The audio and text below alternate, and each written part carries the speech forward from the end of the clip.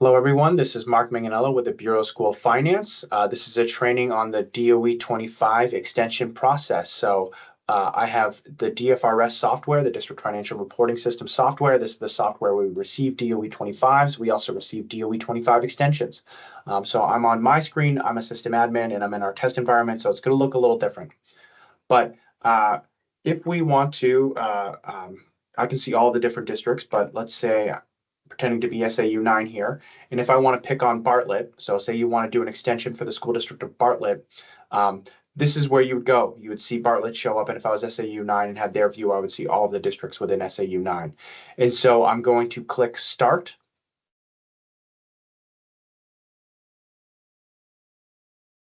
Take a while to load here. We've changed this format. So the first thing you're going to want to do is confirm your business contact for the school district of Bartlett. For multi-district SAUs, you're going to have to do this for all of your districts. But we've automated, so you just have to click a button to confirm. Same with multi-district SAUs, you're going to have to submit an extension for all of your districts because the DOE25 is done at the district level. We've changed this workflow a little bit. The training is about extension, so we're going to process an extension. So to do that, you would click on extensions here.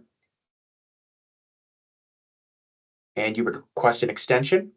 And so here you're going to see the extension screen. So for the district, Bartlett School District, you can submit an extension for up to 30 days.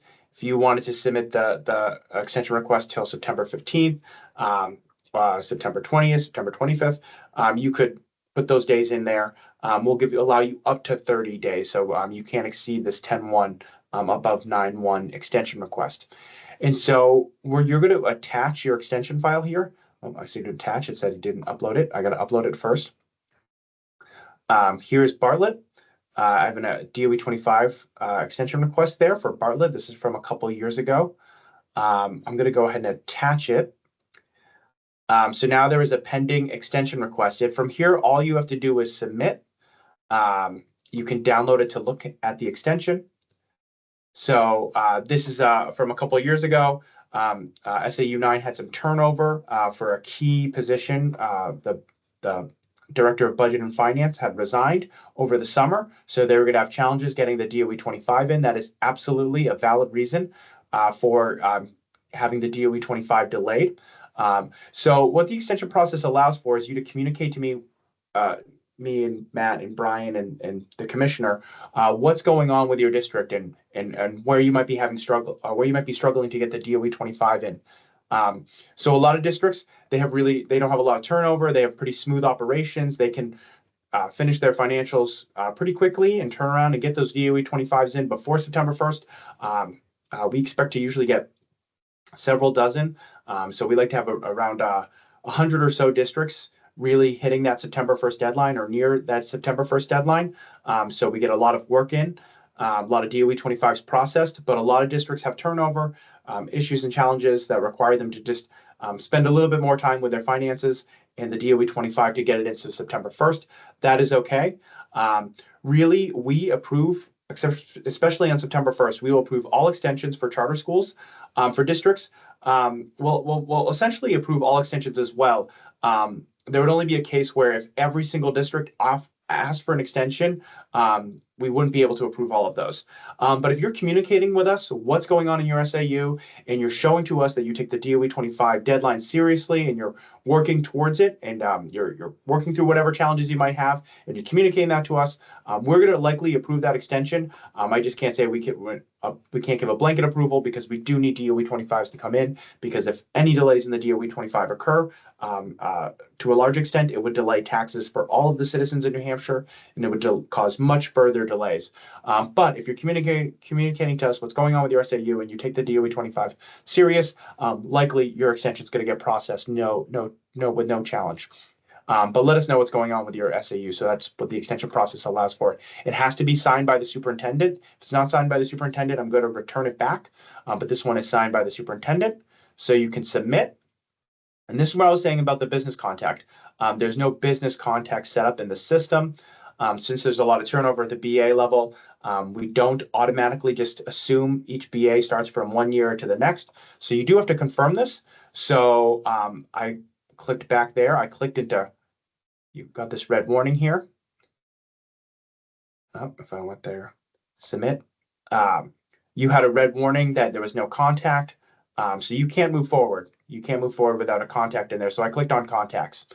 And so now I'm on the business contact screen. And so I know Mike Wade is the current BA for SAU 9. If you were looking at this and you were coming in for a new BA and you saw a previous BA in there, you would want to edit this contact. But you can go ahead and save this contact. If you've had no turnover, if you wanted to edit it or delete it or whatever you can make those edits here. But essentially, you're just confirming that the common database that has Mike Wade as the BA for SAU 9. You would just go ahead and just confirm that. So now we have an added a contact here. And you didn't have to type in your email and stuff. We already have that information. So it's a little bit smoother than previous years. Going to go back to the extension. Now I need to submit and change status. And that was a pending request is there. What I'm going to do, what NHED is going to do is we're going to download this extension. We're going to review it. Again, if it looks like a valid extension and there's no reasons to deny it and it's approved by the super, we're going to go ahead and approve it. And you'll see a message from me, extension approved. That's it. So now the school district of Bartlett has an extension on file approved until October 1st of 2025. So that's the extension process. If I return it, you'll have to submit it again. If I deny it, that would be a denial. So that's the DOE25 extension process. So get those in. We like to get them in a week before September 1st. So get them in if you can't hit that September 1st deadline. If you can hit the September 1st deadline for the DOE25, great. Per usual, get the DOE25 in before your board has approved it, because the board can add multiple weeks of delay to the process. Get the DOE25 in the review process so we can start reviewing it and making sure it looks correct. Because sometimes there'll be somewhat material changes that might get sent back to you, and we don't want your board signing off on a DOE25 that's incorrect. So have us do our review and approve it at the Excel level, and then you can have your board approve it and get that DOE25 cover sheet in, which is the next step. But everyone work to get those DOE25s in September 1st, and if you can't make it, go ahead and submit that extension request. And that's it for the training. Thank you.